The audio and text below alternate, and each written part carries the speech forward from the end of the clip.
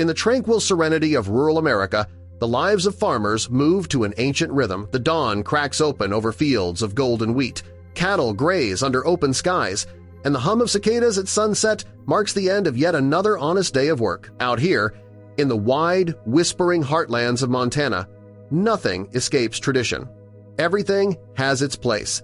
Everything follows nature's law, but sometimes nature reveals something it never intended anyone to see. And when it does, even the most seasoned farmers, the ones who've lived through droughts, storms, and the unpredictable moods of livestock, can find themselves staring at something so unexplainable, so unnerving, that it makes their skin go pale. This is exactly what happened to a man named Hank Miller, a lifelong rancher who had spent over 40 years working the same parcel of land. He'd seen calves born breech, he'd seen coyotes snatch chickens in broad daylight, and he'd seen bulls fight with a fury that could split fence posts in half, but nothing, absolutely nothing, prepared him for the day his most trusted bull began acting strangely. Before we start, smash the like button and make sure to subscribe if you haven't, and hit that notification bell so that you won't miss any new stories. The bull was named Big Red, an enormous, powerful creature with a massive chest, deep russet coloring, and eyes that reflected intelligence far beyond what most people gave cattle credit for. Big Red wasn't just any bull. He was the pride of the ranch, the anchor of the herd, and Hank's most reliable breeder for years. So when Big Red started behaving oddly, Hank took notice immediately. It began on a crisp morning in early spring. Hank was tossing hay when he saw Big Red wander away from the herd. At first, Hank thought nothing of it, expecting the bull to return within minutes. But Red didn't, not that day, not the next, and not the day after that. Instead, the bull kept going to the same place at the same time every single day, an old, gnarled cottonwood tree growing near the far edge of Hank's property. The tree wasn't special. It wasn't particularly tall. It wasn't the best shade. It wasn't even the healthiest tree. Its bark was cracked and one side tilted from years of windy Montana storms. Yet Big Red couldn't leave it alone. He approached the trunk slowly, lowered his massive head, and pressed his muzzle gently against the bark. Not aggressively, not to scratch an itch, not to rub off insects, but softly, repeatedly, almost tenderly. Hank watched in confusion as Big Red nudged the same spot again and again, sometimes for minutes, sometimes for hours. The bull's tail would flick lazily, his breath warm and calm, as if he were greeting an old friend. And every time Hank tried to call him away, Big Red ignored him. "He ain't hurtin' nothing," Hank muttered to himself the first day. But by the third day, he was worried, and by the fifth, he was downright unsettled. Bulls didn't do this, not even the gentle ones. At first, Hank assumed Big Red might be shedding his winter coat. After all, cattle often used trees to rub off the loose tufts. But Red was well past shedding season, and the rest of the herd wasn't doing anything similar. Hank checked Red for ticks, mites, parasites, nothing. He inspected the tree for sap, fruit, fungus, or critters, nothing. No normal farm explanation made sense, yet every morning, at nearly the exact same time, Big Red returned to the tree, lowered his giant head, and nudged the bark with a soft, rhythmic motion, like he was coaxing something hidden inside. One night, sitting on his porch with a cup of strong black coffee, Hank stared across the fields at the silhouette of the old cottonwood swaying in the moonlight.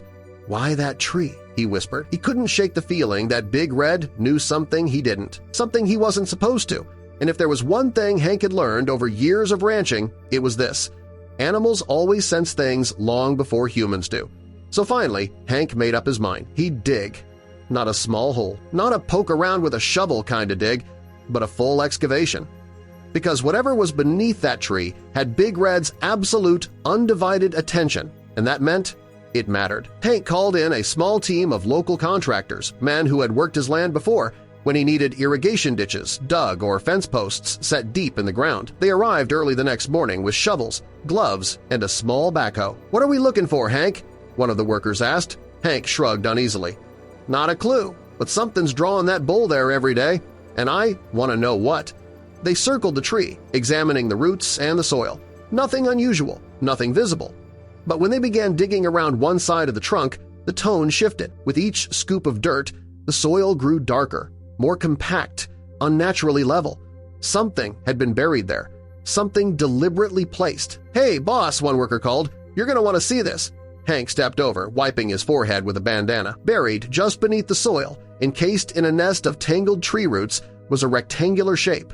Metal, old, rusted, a box, one that definitely shouldn't have been there. The tree was nearly 70 years old. This box looked older, and the roots had grown around it, not through it, meaning the box had been placed there before the tree had ever sprouted. Hank felt a strange chill crawl up his spine. "What in the world?" he whispered. They freed the metal container completely, a weathered steel time capsule, edges eaten by rust, lid sealed tight. Hank's hands trembled as he knelt beside it. He felt ridiculous being nervous, as if opening a box could harm him. But instincts don't lie, and Hank's instincts were screaming. He wedged a screwdriver beneath the rusted lip and pried upward. The lid gave way with a screeching metallic groan. Inside lay relics of another life. Hank reached in carefully, lifting each item as though it were fragile glass. First came newspaper clippings, yellowed, brittle, dating back to the 1,960 seconds. Headlines about local county fairs, war drafts, and a missing local man. Next were black and white photographs, a young family smiling in front of the farmhouse Hank now lived in. A mother, a father, two small children in Sunday clothes. Hank rubbed a thumb across the father's face. He didn't recognize the man, but the house behind them was unmistakable. There were children's drawings, crayon pictures of cows, stick-figure family portraits, and a doodle of what looked like a military plane. A wave of nostalgia washed over Hank. He'd raised kids in that same house under those same beams. Someone else had done the same, half a century earlier. But the next item made Hank's breath hitch. A folded love letter, edges softened by time, written in beautiful, looping handwriting. He opened it, and the words inside were filled with longing, hope, and heartbreak. It was written by a woman named Eleanor, addressed to someone she called Johnny, a man she promised to wait for until the war brought him home. But the last line made Hank swallow hard. "If you're reading this, it means I kept my promise, and I buried our memories here where the old tree will keep them safe forever." Hank's hand shook as he unfolded the final item. A rusted military dog tag. The name stamped into the metal read, "John D. McAllister." Hank stared at it, stunned into silence. McAllister. He'd heard that name before. He remembered it from a faded plaque inside the old local diner. Local hero, John D. McAllister, lost in action, 1969. The man had never returned home, but his family, their memories, their grief, all of it had been sealed beneath that tree. And the tree had grown around the capsule like a keeper of secrets. Hank leaned back on the grass, overwhelmed.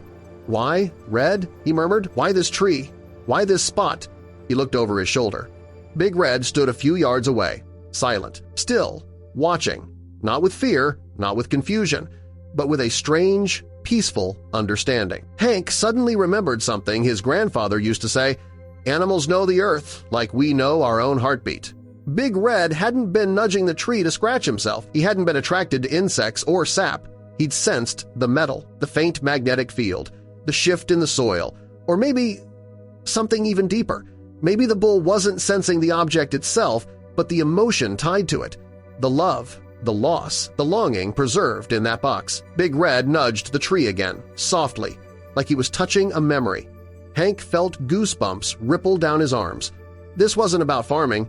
This wasn't about bulls. This wasn't about anything he could rationalize. This was about the land speaking through one of its oldest messengers, an animal.